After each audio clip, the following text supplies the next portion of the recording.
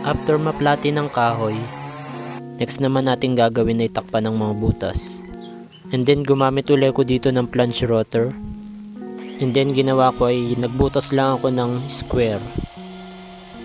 Pagkatapos naman na to, pumutol naman ako ng kahoy na pwede kong ipasak sa ginamitan natin ng plunge rotor. At yan nga, naglagay na ako ng wood glue para ilagay. Sawdust naman sa gilid. And after nyan, dinagnan ko lang siya ng mabigat na kahoy. 2 hours later. After ngang matuyo ay dali-dali ko nang nilagari. May dugo-dugo pa nga yung kamay ko dahil nalagari ko yung kamay ko. At ayan nga, finished product na. So next nga ay sa gilid naman dahil meron din siyang butas na bakas ng tsenso. So same